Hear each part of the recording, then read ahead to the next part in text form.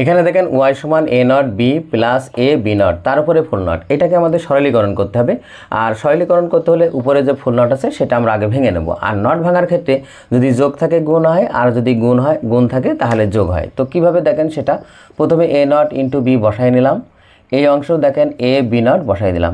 যেহেতু এই জায়গা থেকে আমরা নট ভাঙছি তাহলে এই জায়গায় গুণ হবে, আর ওই নট আমরা দুই অংশে বসাই দিলাম।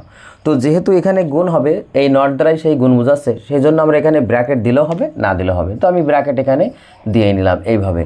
এবার দেখেন আমরা এখান থেকে এই নটটা ভাঙবো, তো এখানে গুণ অবস্থায় আছে তাই কি হবে, যোগ হবে। তো দেখেন এর উপরে নট ছিল বসালাম, এখানে গুণ আছে যোগ হলো, আর বি বসালাম। এবার যে নটটা ভাঙলাম সেই নটটা আমরা দুই অংশে বসাই দিলাম। এই অংশেও দেখেন ওই একইভাবে, তার মানে এ প্লাস এই যে বি, তার মানে এখানে গুণ অবস্থায় আছে, যোগ বসালাম, এ বসালাম, বির উপর নট ছিল সেটা বসালাম, আর উপরে যে নটটা ভেঙে দিলাম সেই নটটা দুই অংশে বসাই দিলাম। এবার দেখেন এর উপরে ডাবল নট আছে, তো আমরা জানি কোনো কিছুর উপর ডাবল নট মানে একটিও নয়, তার মানে এ প্লাস বি নট। এই অংশে দেখেন এ নট প্লাস বি। এবার দেখেন এই অংশের সাথে এই অংশে গুণ অবস্থায় আছে, তাহলে আমরা এখন কি করব, গুণ করব। তো প্রথমে এ দিয়ে আমরা এ নটের সাথে একবার, বির সাথে একবার। তো দেখেন এ ইন্টু এ নট প্লাস এ দিয়ে এবার বির সাথে, তার মানে এ ইন্টু বি।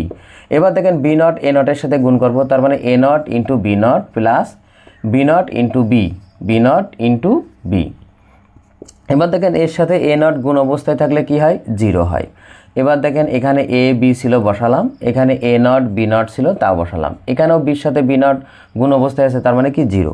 এবার দেখেন জিরো যার সাথে যোগ অবস্থায় থাক না কেন জিরো কাজে আসবে না, তার মানে বাকি অংশ বসাই দেবো, A B plus A not B not.